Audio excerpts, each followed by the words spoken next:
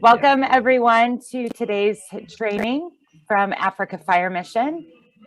So grateful to have all of you here today to join us, and we are excited to continue to provide this training from Africa Fire Mission free of charge for those who can attend, and looking forward to finishing out this year well. We have, I think, 3 more weeks of training, and we'll take a break for the holidays and begin again in January. So we're excited to have BK with us today as our instructor. He'll be taking us through fire behavior and some discussions about that for application on the fire ground. So we appreciate him joining us today as a volunteer instructor. And next week, we'll continue our series. So just want to welcome everyone. Thanks for being here. And Jose is going to get us started with some words of encouragement. Thank you very much, Nancy.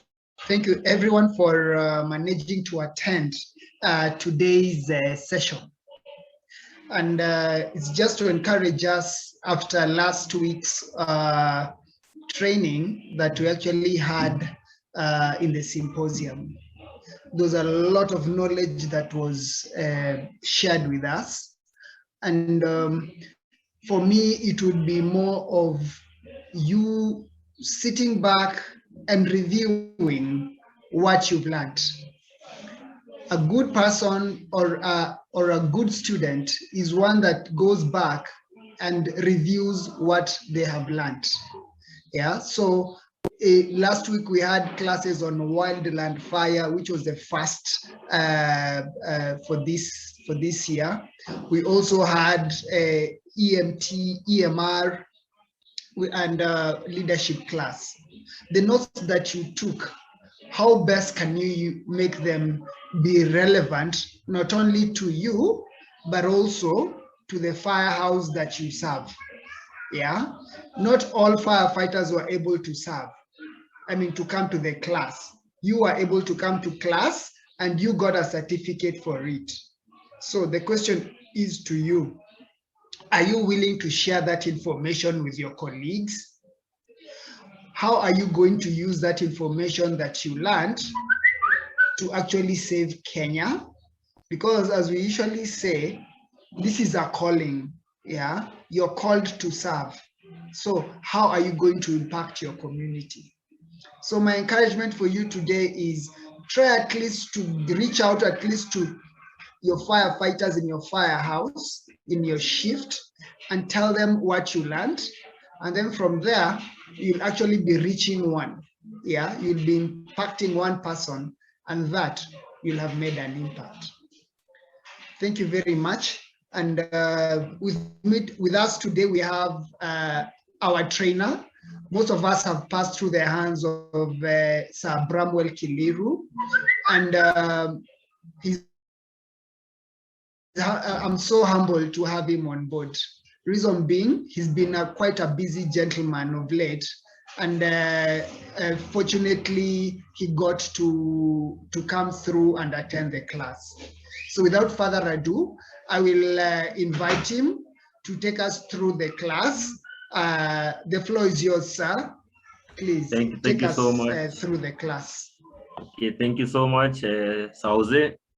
Welcome everybody for today's class, where we'll be going through the fire behavior. And remember, being a firefighter, you need to understand how the fire behaves. And in this case, we can see our background of today. We are capturing our major city, which is Nairobi, being a hotspot of many schools fire incidents as occurred. As you can see, recently here in Kenya, we are being affected with most of the schools burning down. So we need to understand the reason why they are burning down and the causes. Most cases as a firefighter, remember, you need to understand even to add more, to be advanced like a fire investigator. So in this training, it will be helpful to you and even to your family back at home. We always encourage people in this training, when you see one, do one, teach one. So when you see this one slides or one knowledge or one thing you learn from these slides, always go and teach one. or do one so that you can learn to have that skill. Next, you can teach someone, at least to share the knowledge so that you can understand very well.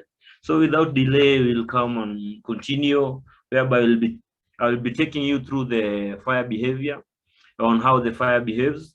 In this case, we'll be looking at our background of introduction, being under I'm Bramwel Kiliru so far as a firefighter, volunteer firefighter, and an EMT, still an instructor, and an ambulance operator and a pump operator.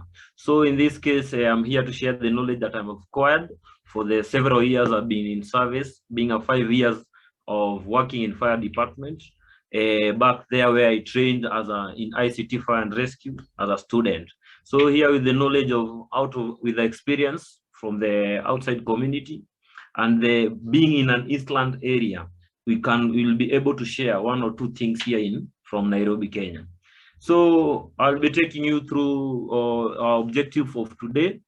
As a firefighter, one objective, we are supposed to describe the chemistry of fire. We'll come and see and define 3 states of matter. We'll list and define the 5 forms of energy, explain the concepts of fire triangle, then explain the concepts of the fire tetrahedron. We'll describe the chemistry of combustion. Then we'll describe by the byproducts of combustion. We will be talking one-on-one when we are seeing the slides being presented in front of our screen. So we'll be asking 1 or 2 questions where I'll not be understanding. So kindly feel free and to ask any question. So we'll continue in our objective is explain how fires are spread by direct contact, conduction, convection, and radiation. Then we'll come and describe the 4 methods of extinguishing fire. Then we'll define the class A, class B, class C, class D, and K fires. Remember, this is the NFPA standard. We need to understand the NFPA standard and the British standard. In the British standard, we can see we have different classes of fire, the way we could be describing it.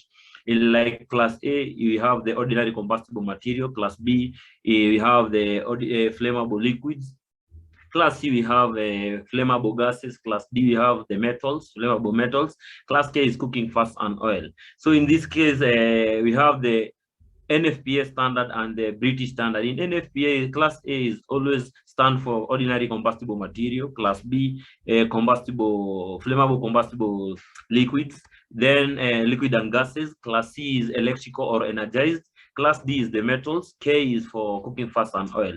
But when you change it in the standard of British, A stands for ordinary combustible material, B flammable liquids, C is flammable gases. Then we have class D, which is the flammable metals. Instead of F in the British standard, we have instead of K, we have F in British standard, which stands for cooking fats and oil. Then we have electrical fire class of its own. In this case, knowing the different types of classes will help you to know what type of extinguisher or what type of agent to use when you're coming to suppress the fire. Then we'll come and describe the characteristic of solid fuel fires, the way they behave when they are being exposed to fire incident or any heat. Then we'll come and describe the 4 phases of solid fuel fire, the way we have the phase 1. These are the stages of fire before it grows into a bigger fire. It undergoes the stages of 1 is ignition phase, we have growth phase, the fully developed phase, and the decay stage, where we have all things are being consumed by the fire inside a burning room.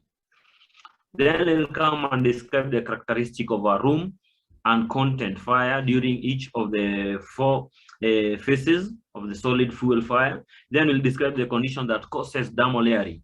As we understood through our trainings, and we were told what is thermal layering. Jose, kindly help me. Tell me what is thermal layering. Yes, Jose? Jose? Okay, I can see Jose is a little bit busy. And who can help us to tell us what is thermal layering? Kindly, anyone? Anyone with an idea of thermal layering? Jose, can you tell us? Thermal layering. Yes.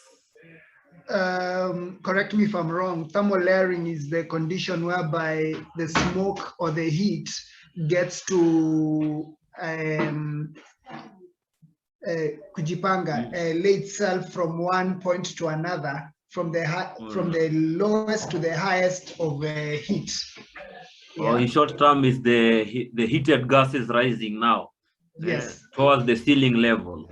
So that Yeah. where specific, it's called the thermal layering. We'll see how we can manage it. Thank you, Jose, for that. You're welcome. Then sir. we'll see and we'll describe the conditions that lead to flameover. And we'll see another condition that leads to flashover. Then we'll see condition leading to backdraft. As we understood it during our trainings in firefighting training, we have flameover, flashover, and backdraft. Remember the term flameover, it indicates that the flames are already started, ignited, they are being ignited, whereby it is portraying around the ceiling level, whereby flashover, the flashover is whereby even the hot gases which are rising, they'll make they rise towards the thermal layering level, which is the ceiling level. Then after that, there will be flame over, the hot gases rising, where we'll make we have flashovers being indicating. Then lately, or another thing that we'll encounter is a backdraft, where backdraft is the introduction of fresh air into a burning room or in a burning environment. More specific, a confined space or a covered room burning. When you introduce a fresh air, it will make you'll be introducing oxygen, which is a fresh air, and it will making the fire to be more. And in this case, we'll come and explain the fire behaves in an enclosed room compartment.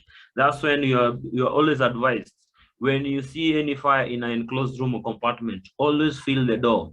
Use the specific sense. We have 5 senses in firefighting. We have the sense of smell, sense of touch, sense of hearing, sense of we have the 5th instincts. The 6th is our instincts. When you always have that instinct, always consider your safety first. Remember, not entering a room first. Use the senses that you are always provided to use. Most cases, we don't use the sense of smell because of toxic gases. So that's when you always wear. We are always wearing the scuba to prevent the toxic gases when you want to consider entering a room. Then specific place, you are always, before doing before you force yourself into that enclosed room, you're supposed to fill the door and be prepared with a charge hose for that, to avoid injuries caused by the backdraft, or prepare for backdraft. Then we'll come and describe the how the fire behaves in modern rooms. Like nowadays, our structured, most cases why we don't paint in code of building codes, why we don't use the turpentine type of paint, because to avoid fire spreading from one place to another in case of a fire being erupted. Then describe how the wind impacts fire behavior. And this things to do with the wind is whereby even the firefighter as an operator, we always consider parking upwind, uphill, to consider to avoid this the spread of fire and the injury caused by fire. Remember, when you park a vehicle downwind and the fire is coming towards the upper wind, you will be exposing your crew and the pump operator or the pump itself into being exposed to a fire, and it make the fire it will now bring damages to the fire pump. Then in this case, we have described the characteristic of liquid fuel fires. We'll see the type of, remember in classes of fire, we need to understand even we have types of fire. We have the solid type, we have the liquid type, and the gaseous state. So you need to understand on how to fight them. Then we'll describe the characteristic of a gas fuel fire. In gas fuel fires, in this case, you always consider working as a team, having 2 branches and having one leader at the center of those 2 branches, having a team of 4 in each branch or each nozzle. It will help a lot. So another thing we'll come and look at, another thing is describe the characteristic of a gas fuel fires. In this case, we'll come and see on how the behavior of a gas always behave. Remember in a gas, like the one we use in our house, the LPG, it is always having a type of a perfume called a mercaptan, which is used to indicate when it is leaking. That mercaptan is not it's just something that's which is added into an LPG cylinder. Remember, the type of gas we always use at our home is propane gas, which is now induced that and propane is an odorless gas. So we always place or we always apply that mercaptan, so that when there is leakage of a cylinder, we always consider taking an alert of opening windows and to clear off the air. Then in that case, we'll come and explain the concept of vapor density, then explain the concept of flammability limits, then describe the causes and effects of boiling liquid, expanding vapor, then explosion, which is the belief. The belief occurred back in the years in 1998 and in 1963 and 1998, whereby it occurred in Japan, where it exploded using a train that was carrying and ferrying fuels and gas from one point to another. It ended up blowing all the factory after the accident where it hit a vehicle. So in these cases, where belief occurs, you need to take even the precaution of your safety. Always your safety always comes first, because we always say safety is not a job, it's a way of life, and you need to live. Then describe the process of reading smoke. Smoke is the #1 killer that always kills many victims who are trapped in an enclosed room. And that's why as a firefighter, we always consider wearing skibas. And skiba is a self-contained breathing apparatus that always carry 30 to 40 liters of air, compressed air. And remember, in this case, when you're using a skiba, you need to be very physically fit. That's why we always advise firefighters, always do some practice back at home or do some morning runs, so that it can help you or enable you to have good lungs in breathing and helping you to manage breathing easily in an enclosed room full of smoke. Then we'll continue to come and now check into introduction. Before I start in introduction, any question you have, you can kindly ask before we continue. Any question before we start in the introduction? We have just completed our objectives. Any question so far? Anyone? Okay, we'll continue whereby in introduction in fire behavior. We are always told that fire has been around since the beginning of time, since early man. And remember, the cradle of man started here in Kenya, in a place known in Turkana County. So you need to understand, as more firefighters in Kenya, you need to learn a lot to know how the fire started. And that's the reason why, remember, fire is good and fire is bad, and how we can stop it. So in that case, you remember, even know how to educate people on how to deal with the fires. Remember, the fire, you use it in a good way, like cooking, keeping you warm, but sometimes it can make a total destruction or damages of millions of money or properties. And the reason was objective of firefighter is to protect life and properties. Then in this case, in your introduction, we'll see the destruction of lives and property by uncontrolled fire has occurred since just as long. As you have seen, many cases has occurred here in Kenya. We have been affected by a lot of fire occurring where it has affected our schools. Most cases, our high schools. Students are burning down the dormitories. Some are caused by even the electrical faults. Others are caused by arsonists. So you don't understand the specific causes, but we have a wide range of causes of this fire. Remember, they're exposing their lives. We have seen yesterday in Kitengela, we have experienced some casualties. One of our members in a responders group lost his cousin through the fire. So you need to put him or her in our prayers, even the family members. And remember that we need to save this life by doing what? Even preventing this fire from occurring, by doing always educating the community still. And protecting in protection of their property, you need to educate them on the usage of these cylinders at home, back at home, the electrical faults, to avoid those overloading of the circuits or the extension. Those will help them to reduce these causes of fire. Then the other key thing we'll come and check is the chemistry of fire. Remember, in chemistry of fire, we'll need to understand we have the components of fire, where we have the fuel, we have the heat, and we have the oxygen. Without those three, there will be no fire until we add chemical chain of reaction that will complete to make the fire chemistry from forming the fire triangle, which we have the oxygen, fuel, and the heat. Then it will be made completely to be a fire tetrahedron, where we have the chemical chain of reaction, completing that triangle and forming an inverted triangle inside that fire triangle, where we complete that chemical chain of reaction. In this case, we are always advised to being well trained in fire behavior will allow the firefighter to control a fire and use to control a fire with less water. Remember, we always say in an African proverb, even dirty water suppresses fire.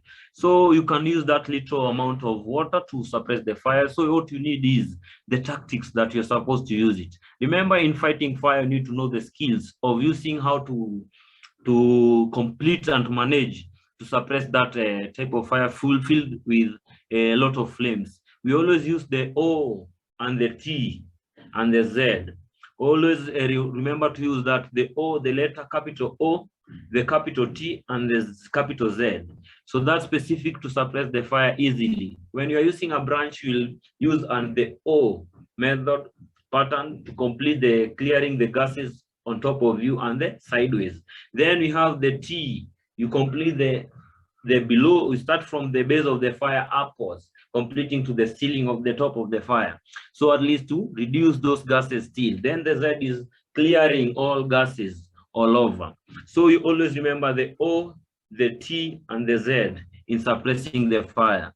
Then always remember we have techniques of in suppression of the fire. We have the direct contact and indirect contact. So when you are using a direct contact, always consider putting the fire or pointing the branch towards the base of the fire, so that you can suppress that fire easily. And always remember considering wearing your scuba when you are inside or when you are responding to any fire, to avoid inhalation of toxic gases. Then we have the indirect, is whereby you use a ceiling method. You just splash water to the ceiling, then it drops to the direct to the flames of the fire. So that's it. We have the direct and the indirect method. So you can use those techniques to suppress the fire. Then in this case, we'll come and see the other thing is, what is fire? We need to understand what is fire. So in this case, we are being told fire is a rapid chemical process that produces heat and usually light, accompanied with what? The flame still, and smoke with the byproduct of the fire. Then in this case, we are being told fire is neither solid or liquid. Fire can either be solid or liquid. It's just burn. Solid is just a matter that the fire always burns from, or burn to. In this case, we are being told we have the solid, liquids, and gases can all burn and create flaming combustion. Those we always. That's why we always categorize now the classes of fire into. We have the solid type, which we have example is ordinary combustible materials. That is a solid type. Then we have liquid type. We have the class B, it's just flammable liquid fires. Then in class C, we have the flammable gases. That's why we always consider placing them in that manner, so that you can have an easy knowing what type of agent to use to suppress what type of fire. Like for instance, most cases when you're responding as a firefighter, you always use water and foam. But you need to consider even the safety of yourself. When you're using water, you need to, before starting suppressing the water or before suppressing the fire, consider confirming if the lights are been switched off to avoid electrocution. Because remember, water is up. Always it will be exposing you to things to do with the electrical faults. Then another case will come and see atoms and molecules. That's why we are being told atoms are some atoms and molecules. We need to understand. We learned from our previous when we were in primary school and even back at our high schools about the atom and molecules. Those are the substance that always conjoin together to form matter or something like a solid type, liquid type, or in gaseous state. So those are the small particles conjoining together in a simple manner so that everyone can understand. So we have they are being formed in 3 states. We have the solid state, liquid state, and the gaseous state. So in this case, you need to understand in solid state how they are the characteristic of a solid type of fuel, how it looks, how type what type of a liquid type of fuel looks like, and the gaseous state, so that you can understand when you are fighting a solid type, you can use water combined with a foam. Or when you are fighting a liquid type, you can use water and foam. And when you are fighting a gas, you can still use water and foam, but you have a technique like putting an umbrella so that you can prevent the flames coming towards you as the in charge, using being in charge and handling the nozzle. Then we'll come and see in the form we have, in this case, we have the fuel state. In this fuel state, we have a form of energy. In this energy is released in the form of heat. Light has been stored before it is burned. So in this case, we are being told energy. Energy is something that in energy, as you understood, energy can come in different forms. We have electrical faults, we have the mechanical, we have mechanical energy, electrical energy, we have the gases energy. So they come in different stage. But most cases, you as a firefighter, you need to understand that in, like example, electricity come in electrical motors. Then gasoline, they propeller vehicle. Natural gas, the heat fumes or the furnace or the stoves. In this case, you need to understand they come in different states of energy. So when you have the things to do with mechanical energy, you need to know how you can stop it to avoid creating that heat and to expose you or to expose the fuel causing the fire.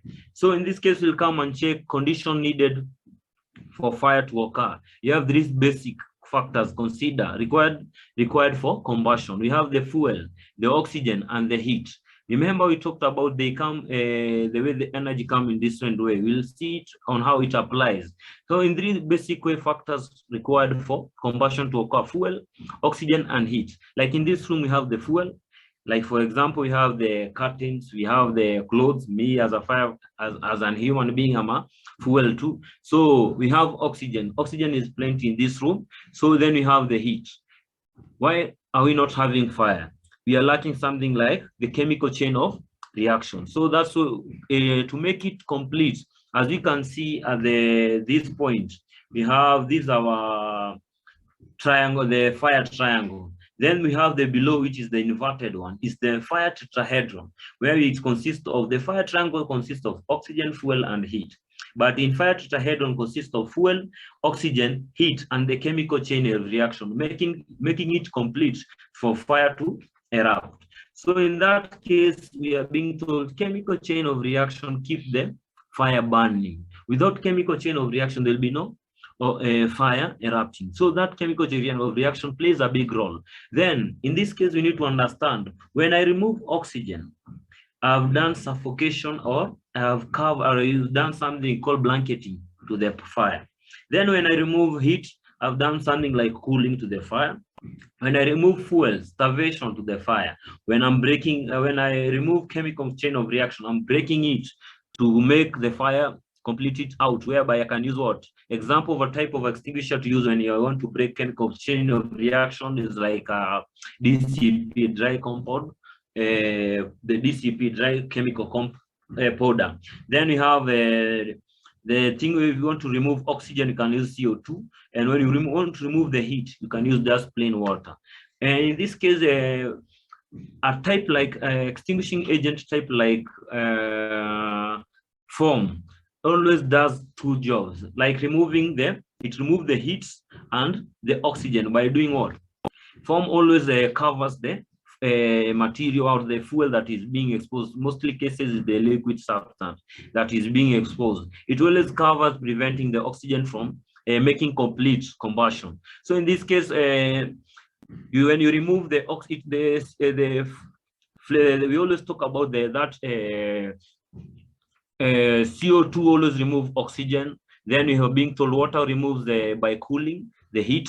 Then oxygen is being removed by either you use the CO2, use the carbon dioxide to remove the fire, or you can use the foam to blanket the fire, or you can use the fire blanket. But being a firefighter, you need to understand how you can manage by removing them using a hose charged full with water and that nozzle. So that's where you use the pattern of using the specific, can adjust. If you're having an adjustable nozzle, you'll adjust putting different patterns, playing where you can have raindrops or a straight stream or even a fog stream, so that you can even play along with the way the fire is behaving.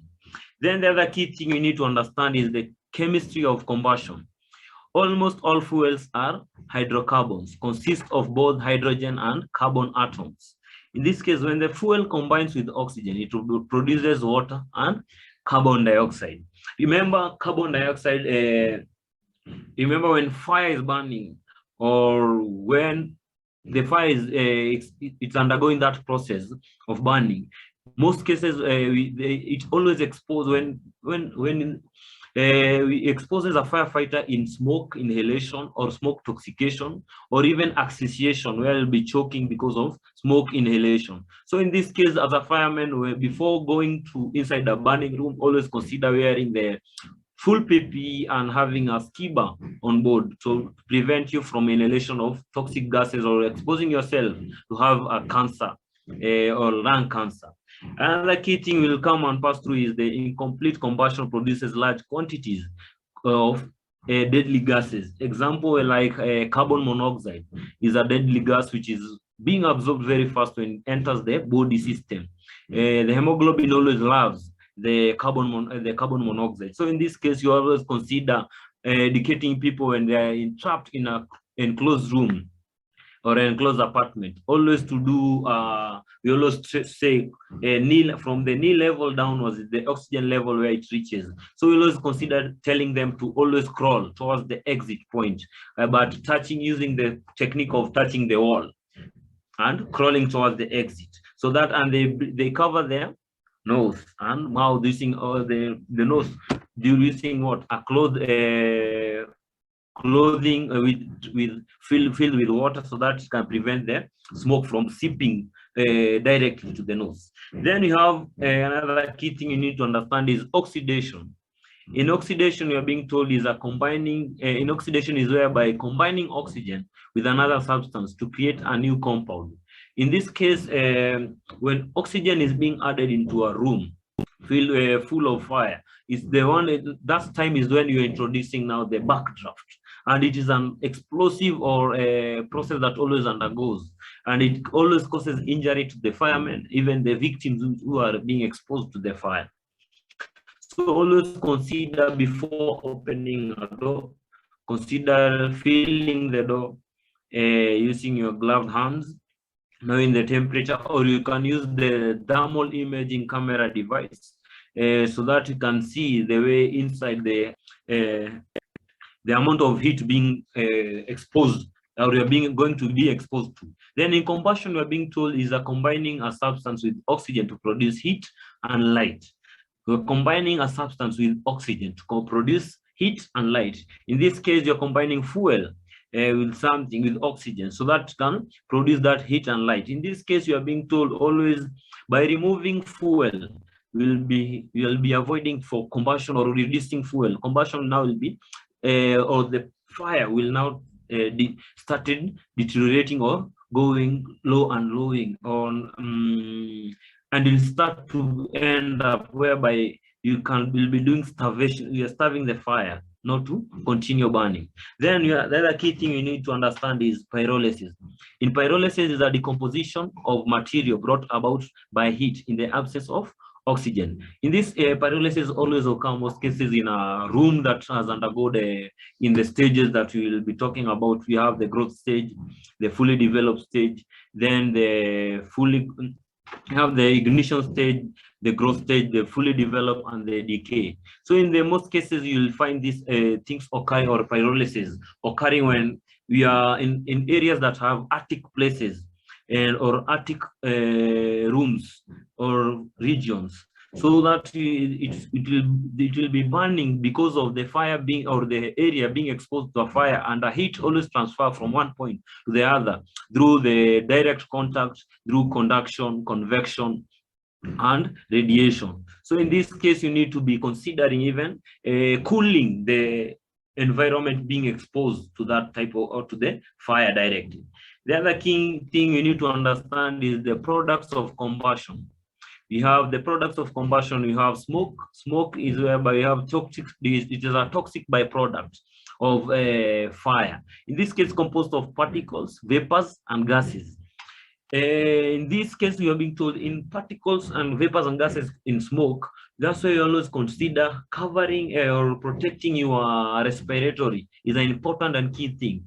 When you expose yourself to a fire, you will end up inhaling the hot gases or hot gases and vapors, and hot even particles which are hotter, causing you to have a respiratory burn, and it will cause swelling and asphyxiation towards the person who is being exposed, even towards the patient or the victim who is trapped into a room.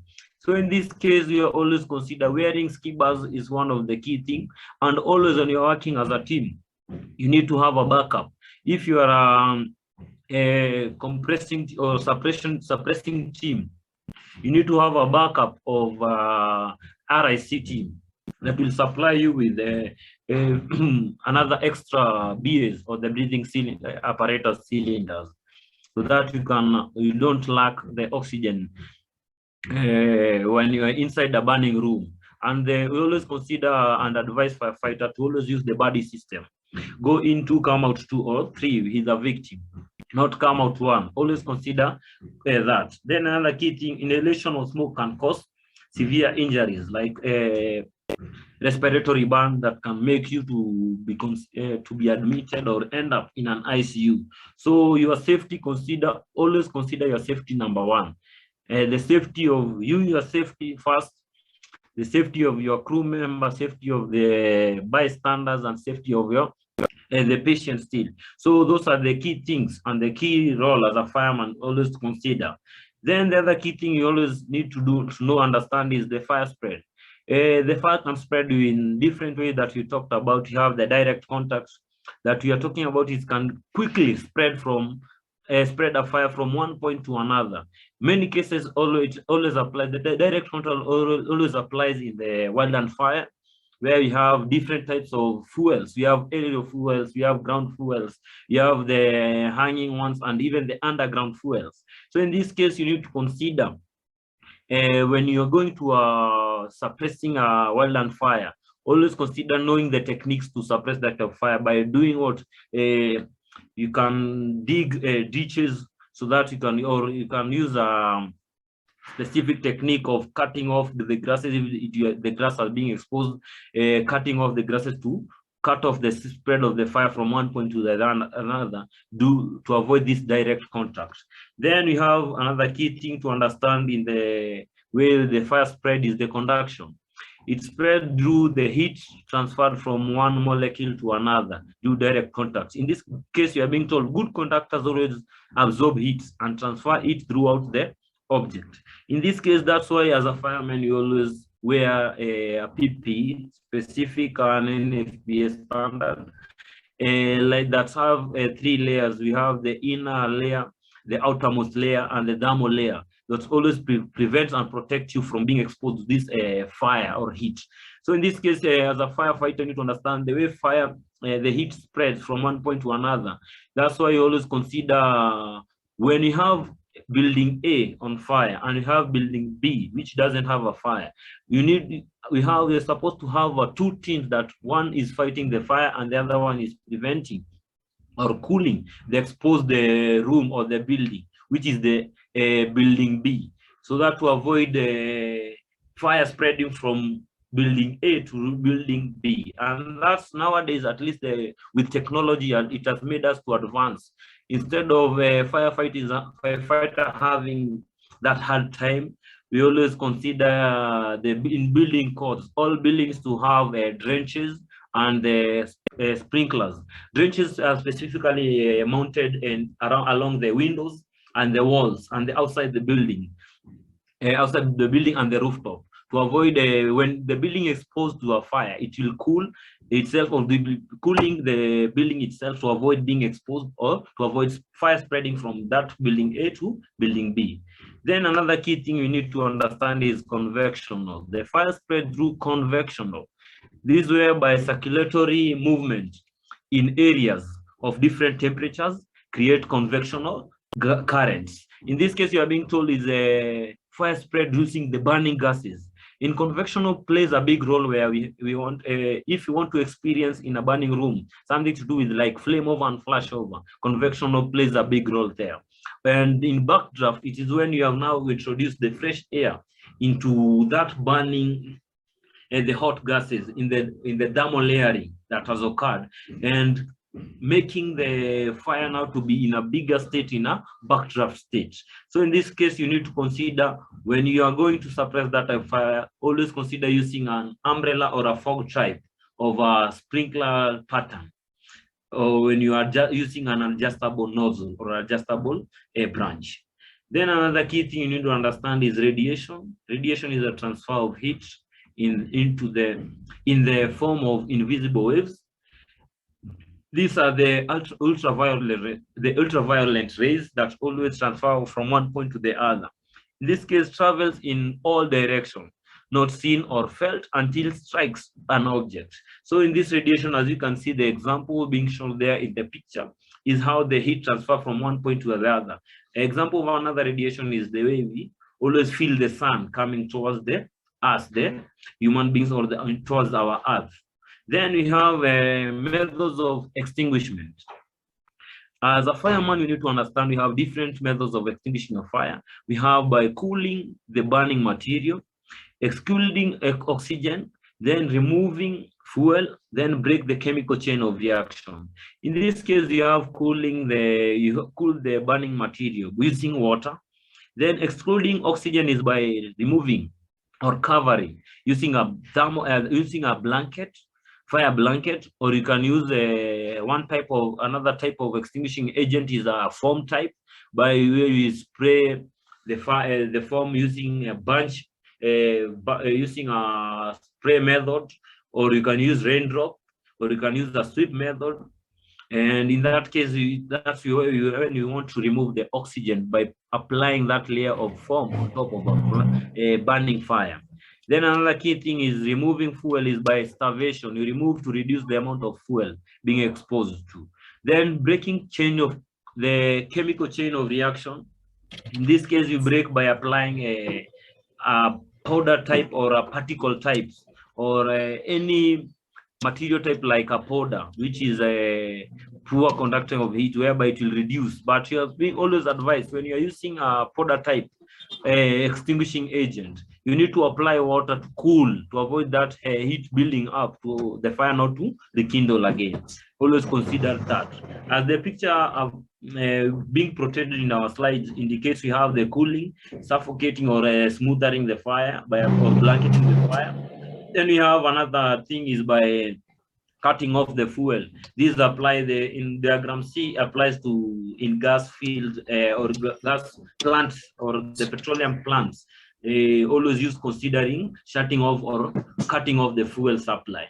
The other thing, last image indicates the breaking the chemical chain of reaction using any dry powder compound or using sand. Then the other key thing you need to understand now is the solid fuels. You need to know the solid fuel, how they look. Before we check solid fuels, is there any question so far up to where you have reached? Any question? Any question? Okay, we'll continue by go through the solid fuels. In solid fuels, we are being told most fires encountered involve solid fuel. Like in most of the rooms or in your buildings burning, which always burn down, they are filled with different types of solid.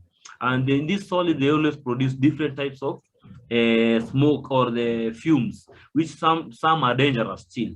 So in this case, you are being told they do not actually burn in the solid state, must be heated or pyrolyzed Pyrolysis is whereby that thing will now decay or decompose without caused by the heating thing.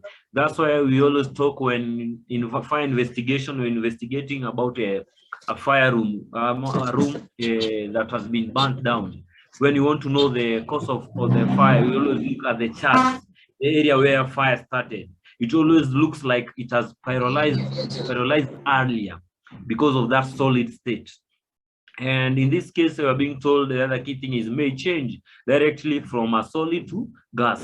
So in this case, things to do with something to do like liquid fire. In a liquid fire can change very easily from a liquid type to a gaseous state. Something example is a petroleum product or a petrol, which always changes from liquid state to gaseous state still. Then we have wood does not have fixed ignition temperature. The wood does not have a fixed ignition temperature. It can be started as long as the duration time, it will matter now. The duration time which has been exposed to that heat. It will make now the temperature now to change and now to ignite more. So in this case, we'll need to understand another key thing. In solid fuels, we have the fire development on how it develops. In this case, we have progress through 4 distinct phases. We have the ignition stage, on how the fire always starts. Then it always starts with in a small state where we have the combination of oxygen, fuel, heat, and now the chemical chain of reaction that will make the fire to ignite. Then we need to, that heat needs to reach the point that it will make the material or the fuel now to ignite. We call it have the point the flashover and the flame, the flash point specific that will make the wood or the fuel now to ignite. So in this case, then we have the growth stages whereby now the fire it has consumed the fuel that it has been exposed to, now growing more and bigger. In fully developed, it has consumed all of the products inside that room, which are in solid state, and the fuels which are exposed to that fire. In decay stage is when it has consumed all the fuel in that room. Now it's starting using it starts burning down the materials that are remained, or the remainings of the burning materials in that room to make it complete. In decay stage is like the fire has consumed everything in the room. Now remaining is just ashes and shards all over. Then we'll come and check the key principles of in the fire.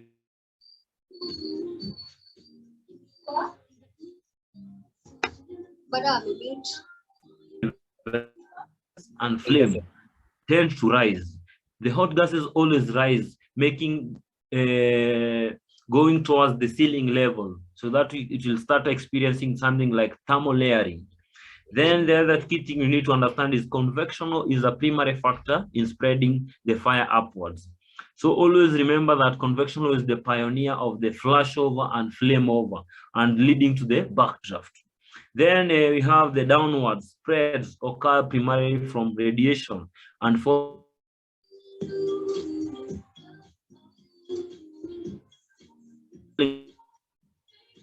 exposing the ceiling level. And in this case, you always advise that when you're using that specific, when going to fighting the fire, always consider using the techniques, direct and indirect. You can use both of them by combining them too. Fighting the base of the fire and fighting using the ceiling level, applying water to the ceiling and use as a barrier so that it can reach the point where you want the water to reach the fire from, specifically the flames, to reduce the amount of the fire in that room. Then the other key thing you need to understand is if there is no remaining fuel, the fire will go out. In this case, in decay stage, when it has consumed everything in the room, that's when the fire starts to be to burn to put itself out. In this case, we always talk about when you are responding to a fire, always consider to know how was the building being used, or what was the building used specifically for occupancy, so that you can understand if it was used by as a residential or a workplace or just a warehouse, so that you can know if I'm going to fight this fire, is there any lives are there to be saved? Are there any important things to be saved? Because your life comes first, your safety always considered first when you are responding to any types of fire. Then always remember, as an operator, do not speed the vehicle. That's not your call. Always consider knowing your safety comes first.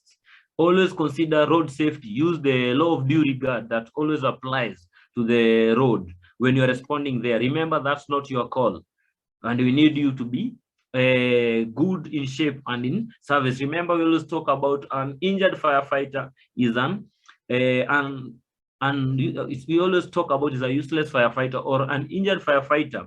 When you are going towards that fire, you can't help. You'll be a useless one, or you'll be out of service. And to avoid that, always consider checking your safety. We'll always preach safety when you are responding and always when you are going and coming back to the station. Then the other key thing we need to understand is variation in the direction of fire spread occur if air currents deflects the flame. In this case, you need to understand the things that always affect the fire.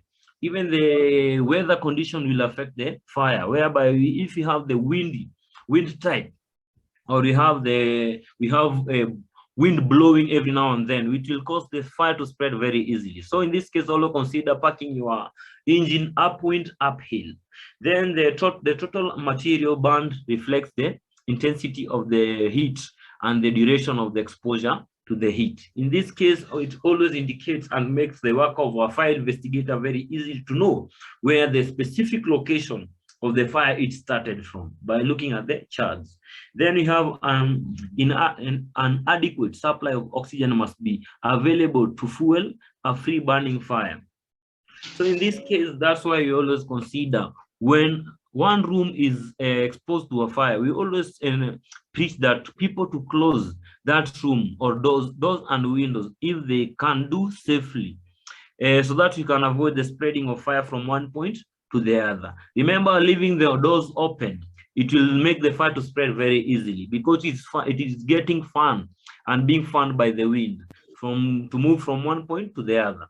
So in this case, always consider shutting or closing doors. So most cases, it applies to the search and rescue team, and you have the suppression team that always work hand in hand when they are going to do search and rescue to rescue the victim from a burning room. And the suppressing team is to cool and suppress the fire when they are working hand in hand with the team, both the search team and the suppressing team. Then the other key thing you need to understand is the thermal layering. In thermal layering, these are the gases that rises and form layers. In these layers, they always rise to the ceiling level, forming the layers there. So in this case, you need to cool that ceiling level using the OTZ system, the O, the T, and the Z system pattern to at least to reduce the damages or to reduce that hot gases being you as a firefighter not to be exposed to those hot gases. Then the other key thing you need to understand is the thermal balance can be upset by one, water applied to a fire creating steam. In this case, when you are applying that water, always even consider wearing your visor, putting your visor down to avoid being exposed to those steam that will make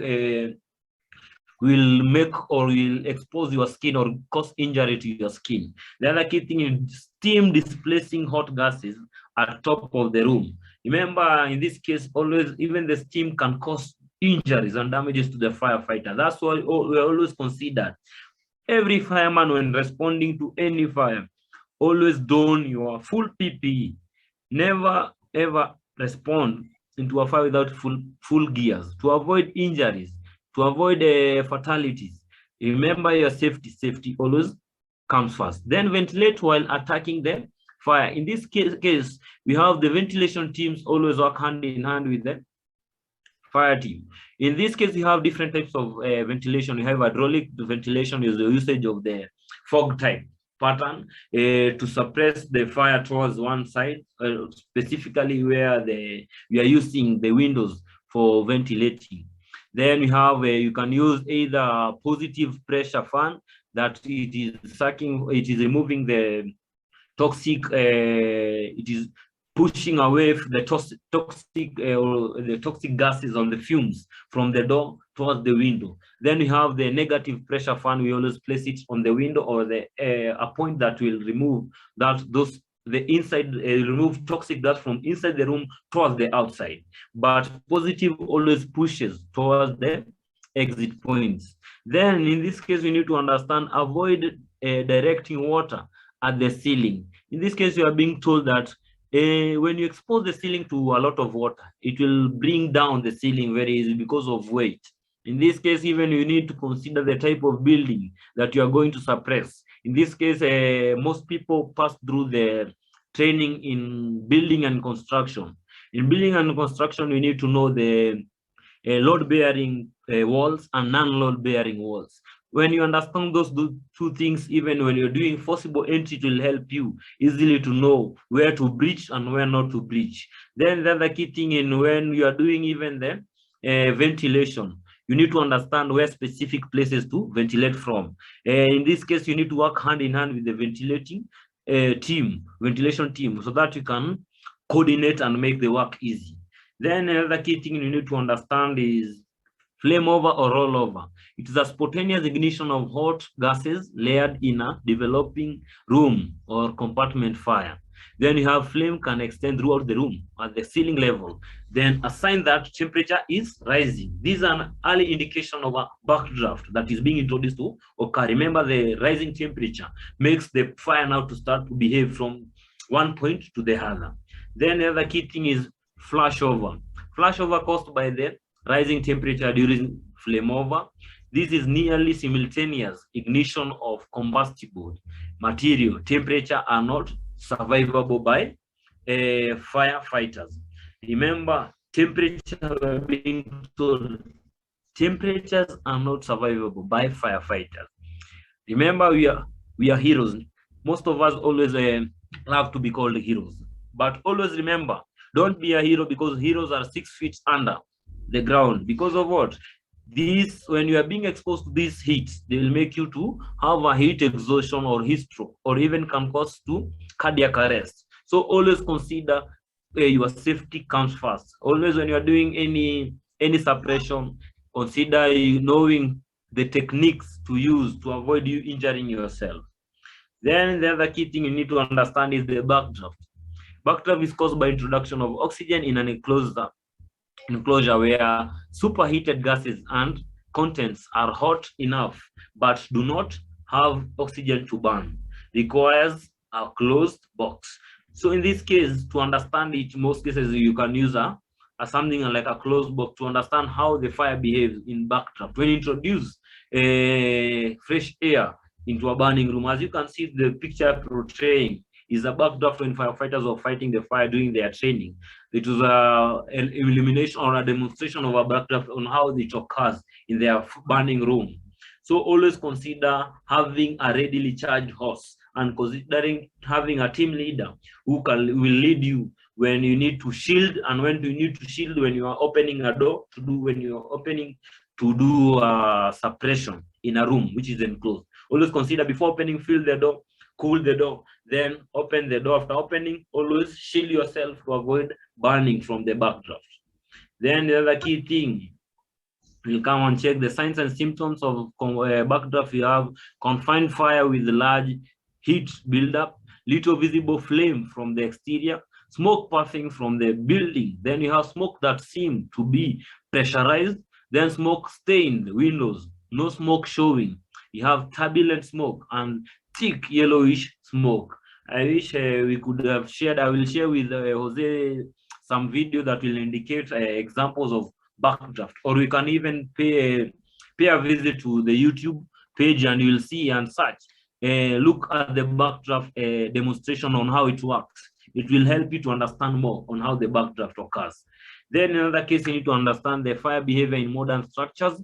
Remember, nowadays we have structure being constructed. You have the masonry type, you have a timber type, we have the heavy timber type, we have the flame type. So you need to understand the building type of construction, the building and construction type of materials. You need to understand the contents inside so that you can understand different techniques and ways on how, when you are tackling that fire, on when to do the forcible entry, where the specific location, and the techniques to use.